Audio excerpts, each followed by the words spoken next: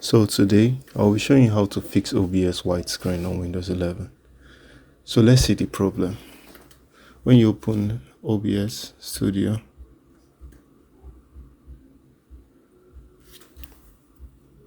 it comes up with a white screen.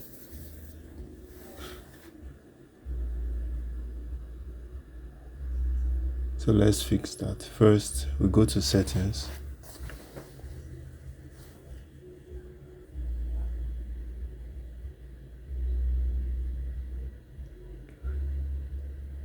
Then you click on System, Display.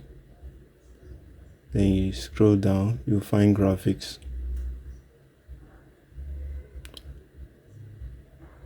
In Graphics, we are going to look for OBS. So if it's not available here, we'll try browsing and searching for it on our computer. So let's click on Browse. Currently, we're already in the directory, sorry.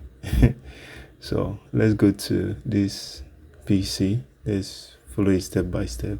So your C drive, program files.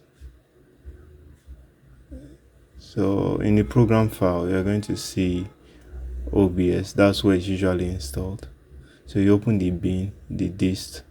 You're going to see the OBS application there. So let's select it.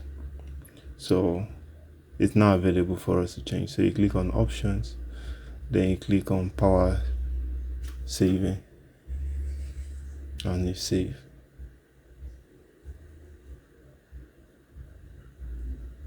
So let's cancel the OBS and restart the application.